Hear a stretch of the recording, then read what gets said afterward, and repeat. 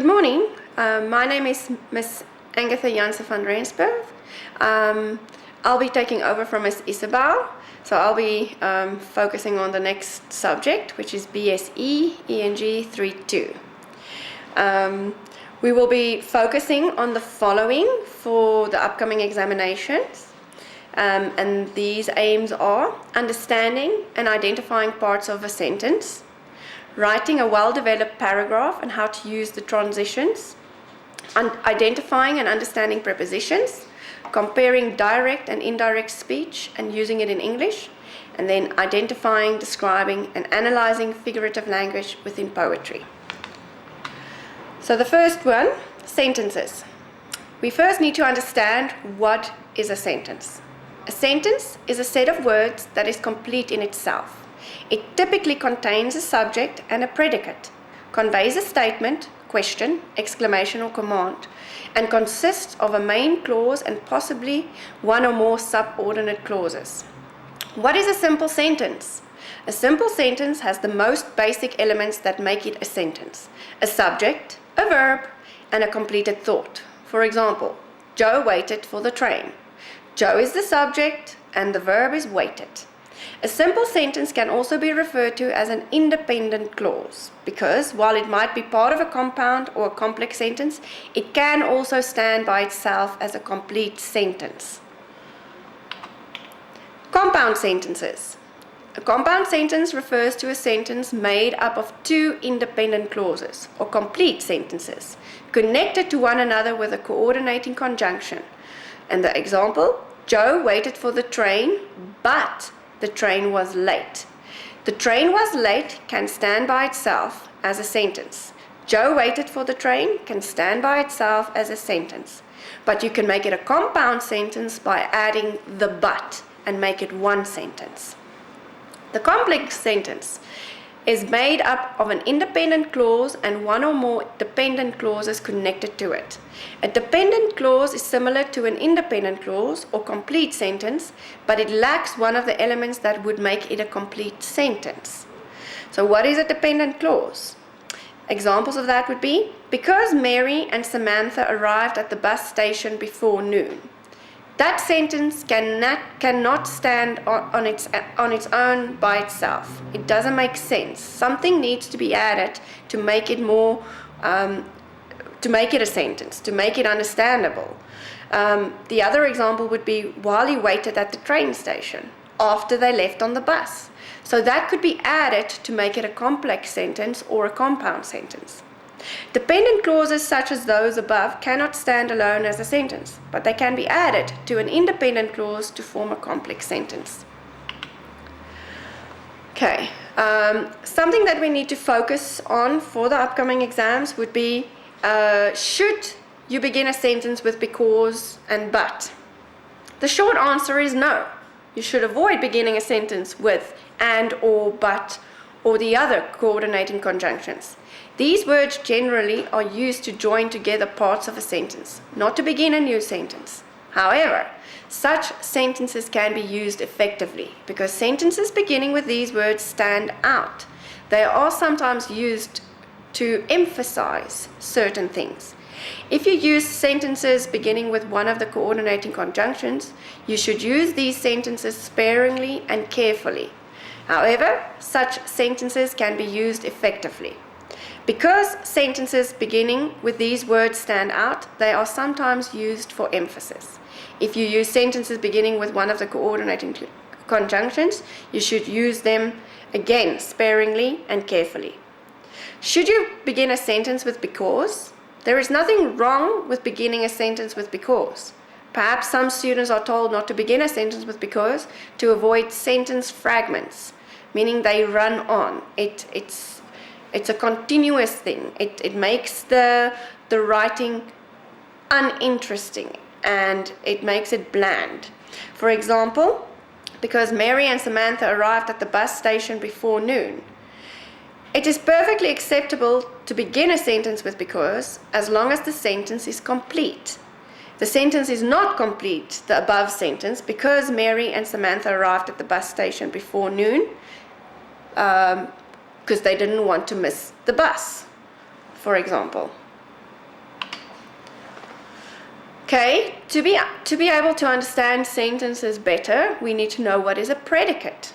A predicate is one of the two main parts of a sentence or a clause, modifying the subject and including the verb, objects, or phrases governed by the verb.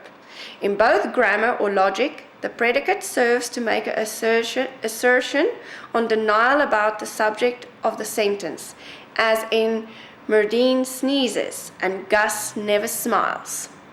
Examples of predicates in each of the following sentences would be typed in italics. Time flies. What is the predicate? Flies. What is flying? The time. We will try. So will try would be the predicate.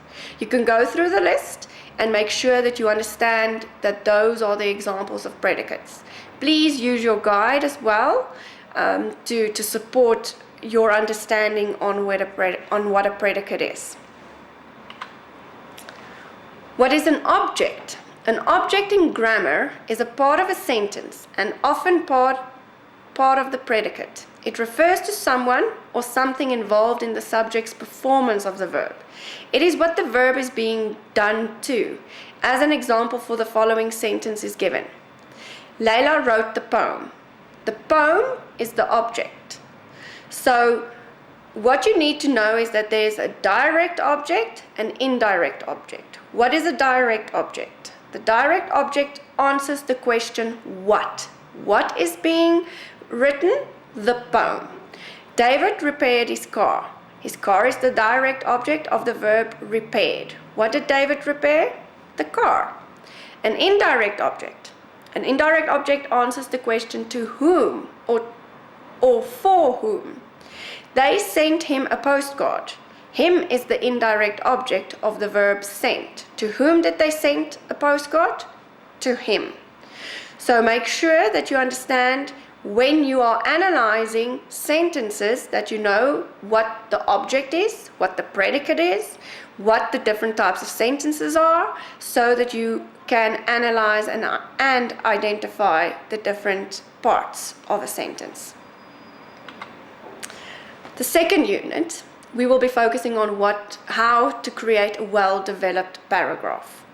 The following points are tips on how to develop the well-written paragraph.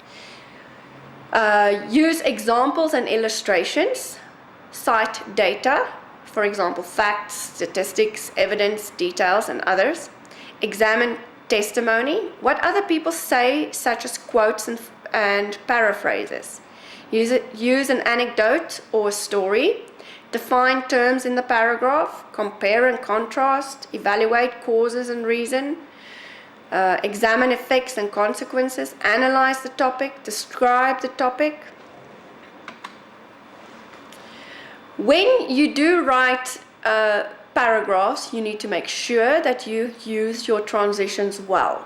If you don't use your transitions well, your paragraph will not be well developed. What are transitions? Transitions are usually one or several sentences that transition from one idea to the next.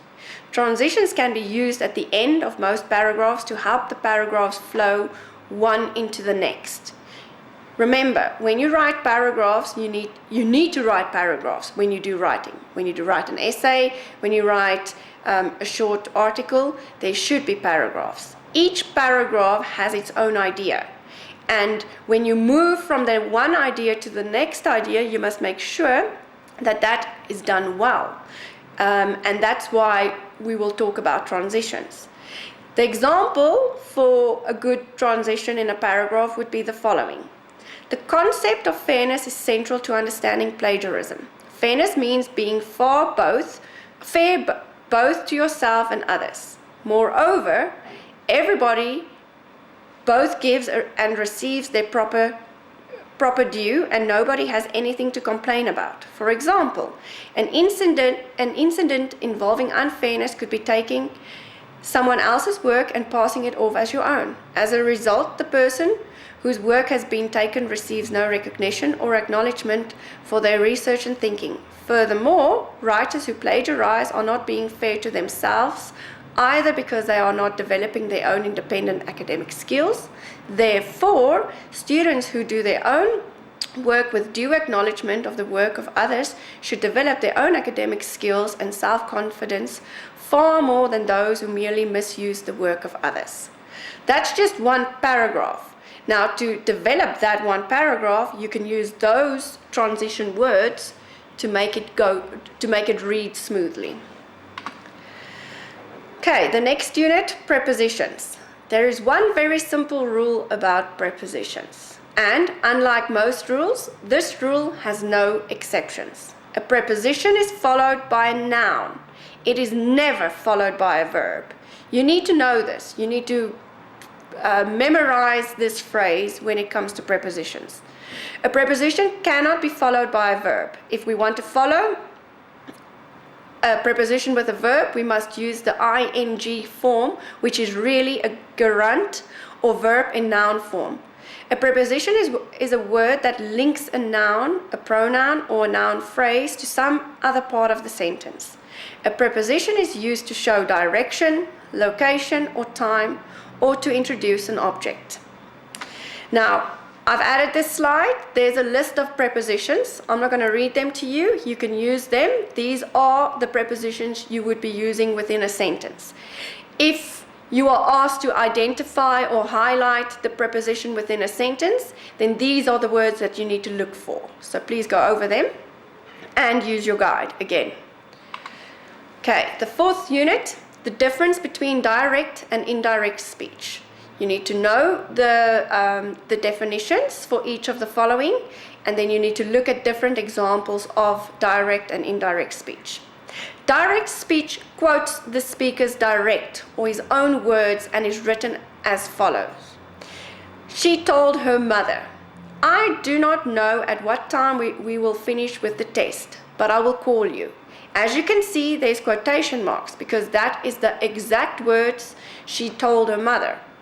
Indirect speech is used to report what someone may have said, or so it is used always in the past tense. Instead of using inverted commas, we can show that someone's speech is being described by using the word that to introduce the statement first. He said that he couldn't swim is an example. Please go and use extra resources to go and look for extra examples on direct and indirect speech. Because you could be asked to change a direct speech into indirect speech or indirect speech to direct speech. Okay, the next unit is figurative language. Figurative language can be found in poetry where the writing appeals to the senses. Figurative language can make you look at the world differently. It can heighten your senses. It compares two things in such a way that you find the comparison interesting or even a bit surprising. The following that we will be focusing on would be imagery, simile, metaphor, alliteration, personification, onomatopoeia, and hyperbole. Imagery. Imagery is a type of figurative language that appeals to the senses. The description can be about living things or inanimate objects. A good example is from Wordsworth's "I wandered lonely as a cloud." So you can imagine that, you can see that, you can envision that. And that's how you can, when you analyze poems, you need to see something that you can actually imagine. A simile is a comparison between two things when you use the words like and as. This is a very easy poetic device to spot within a poem. In any verse or line in poetry, if you see the word like, as, and then, you would know that that's a simile. And examples like for simile could be busy as a bee, clean as a whistle, brave as a lion, stand out like a sore thumb, as easy as shooting fish in a barrel. So the two comparisons using words like and as and than. The next one is metaphor. Metaphor is a bit more difficult to spot and to analyze within poetry, but it's also a comparison. It's an indirect comparison. And it doesn't always make sense literally. For example, time is a thief. Time is being compared to a thief. So there's the comparison. But in the same instance, it doesn't really make sense. It only makes sense with the similarities between the two things when you look at it within the poem. Other examples would be, the world is my oyster. World and oyster are being compared. You are a couch potato, so you are being compared to being somebody that just sleeps or lies on the couch the whole day. And time is money. The next poetic device would be alliteration. Alliteration is the easiest of the examples of figurative language to spot. It is a repetition of the first consonant sound in several words. And examples would be like wide-eyed and wondering while we wait for others to waken. And tongue twisters like, Betty bought butter, but the butter was bitter. So Betty bought better butter to make the bitter butter better. So the words that's been repeated there would be the W in the first one and the B in the second one. Silly Sammy smiles sparingly. There are so many different examples. They are not always as evident like these examples that we've given in the poems. If you analyze a poem, for example, there could only be 2 or 3 consonants that's being repeated, and then you might not even spot that. So be careful for that. Then personification. Personification gives human characteristics, the qualities. Personification gives human characteristics to non-human things. In other words, the trees were clapping their hands. Trees don't have hands. What does that mean? It means that the wind was blowing and the branches of the trees were going wild. So that could be how you could interpret it. Opportunity knocked on the door. Opportunity is a non-human thing. How can it knock? So then you must know straight away that that's personification. The sun greeted me this morning. That means the sun is shining. Everything's good. It's a good day if you interpret that verse or line. The sky was full of dancing stars. Again, when you look at that and when you interpret that, you need to look at it and see the sky was full of dancing stars could mean that there were a lot of stars. There were no light pollution around. It was dark with just the stars, and it was beautiful. So it depends on how it's written in the poem. Then onomatopoeia is the use of words that sound like their meaning, or it mimics sounds. So any of the following that you would see within a poem, you can then automatically say that that's onomatopoeia. The burning wood hissed and crackled. So that's a bit more indirect, because a hiss is a sound and a crackled is another sound which you need to pick up, even though it's written in those words. Then if you see words like the beep beep of the cars, or the click of the clock, the whoosh of the waves, the zapping of the hornets, whatever examples you can come up with, the boom, the gobble, the ping, that would mimic a sound, then you would know that that's onomatopoeia. Then hyperbole. Hyperbole is an outrageous exaggeration that emphasizes a point and can be ridiculous or funny within the poem. Hyperboles can be added to fiction to add color and depth to a character. And the following are: you snore louder than a freight train. It's a slow town. I spent a couple of weeks there one day. She's so dumb, she thinks Kentucky Fried Chicken is chicken, which comes from Kentucky in the US. Other examples like, she's as thin as a rake, he weighs a ton. It's an exaggeration because you can't weigh a ton. You can't be as thin as a rake or a toothpick, if you use that as an example. But it tries to put emphasis on what they are trying to tell you, that that's the important thing. And then that would be hyperbole. The next types of figure of speech would be contradictions. And a A contradiction is something that you go against it. It's not, you do the one thing or you say the one thing, but you do the opposite. That's a contradiction. Now, the following are an antithesis. Antithesis is a literal meaning. It literally means opposite. It's a rhetorical device in which two opposite ideas are put together in a sentence to achieve a contrasting effect. Give every man thy ear, but few thy voice. Man proposes, God disposes. So there's the contradiction. You propose, he dispose. Love is an ideal thing. Marriage is the real thing. Because love is ideal. It's nice. It's nice to be in love. But when you're married, then that's what it is. Then the reality hits you. Speech is silver, but silence is gold. So those are all contradictions. And when you need to analyze it within a poem, then you would quote, or you would label that as antithesis. Then the oxymoron. An oxymoron is a figure of speech that combines incongruous or contradictory terms.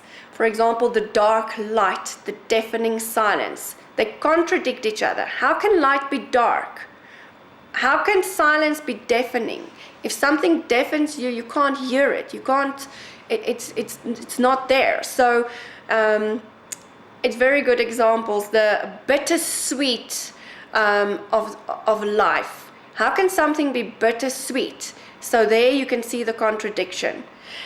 And it's used in poetry to make it more interesting, to give it that punch that's needed when somebody is trying to explain something with what they are trying to say in poetry. Then irony. Irony is a figure of speech in which words are used in such a way that their intended meaning is different from the actual meaning of the words. For example, the name of Britain's biggest dog is Tiny.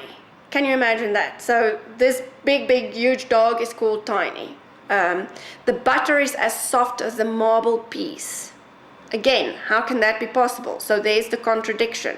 And there's the, it doesn't, if you literally want to analyze it, it's not going to make sense. But now it makes sense. And then the function of irony, why would authors want to use it? They like all the other figure of speech, irony brings out some added meanings to a situation.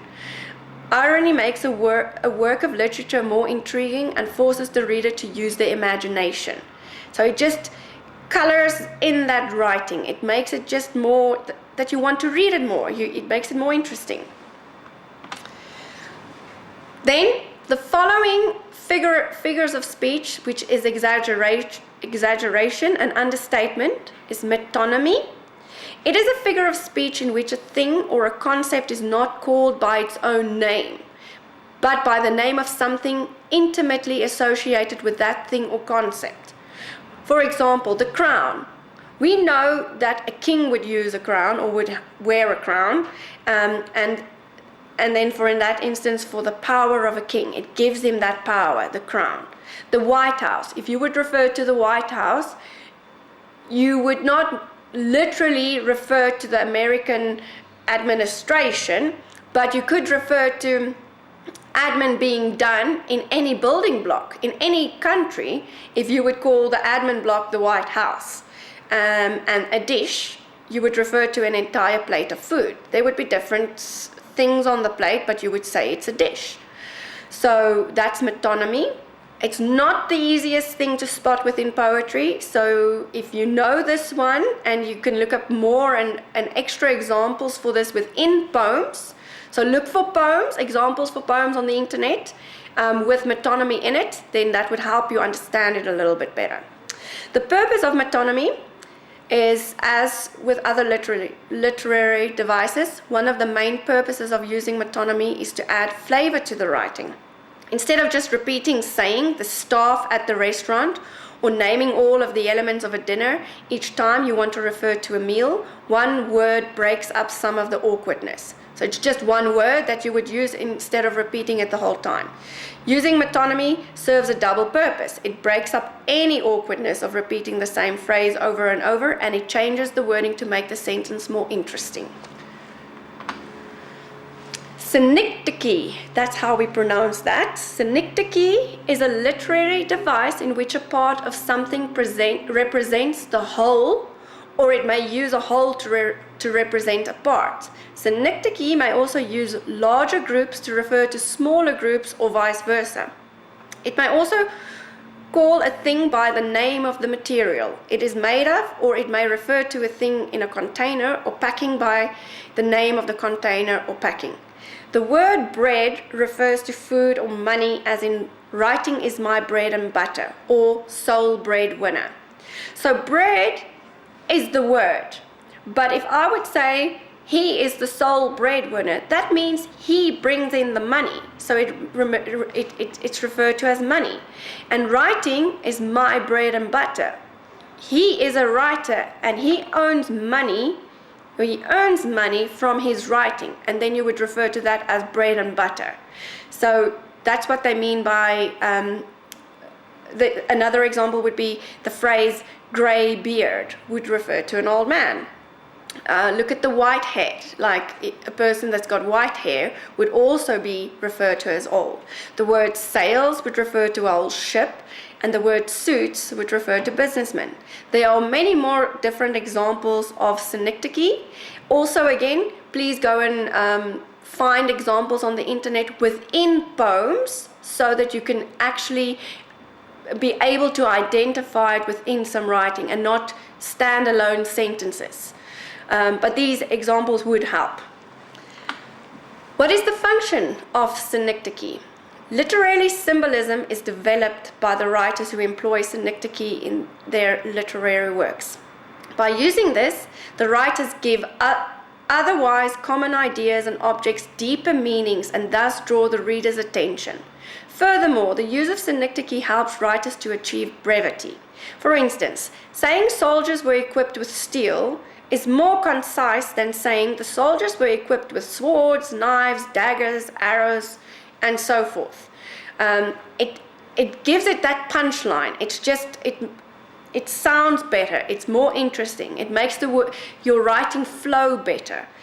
Like any other literary device, synecdoche, when used appropriately, adds a distinct color to words, making them appear vivid.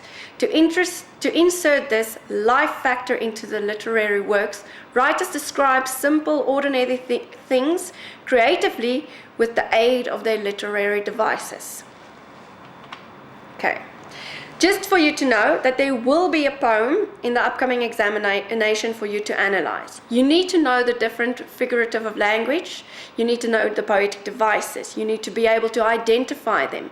You will need to be able to label them and give examples and maybe even explain some of the different figurative language and poetic devices. So please make sure that you use your guide again to look for the poems within there, to help you with some understanding. And again, if you have access to the internet, please use that to build further on this knowledge. And then again, you can contact me at this number. You can SMS any questions or queries. I will get back to you as soon as possible to answer or to explain further. Thank you very much.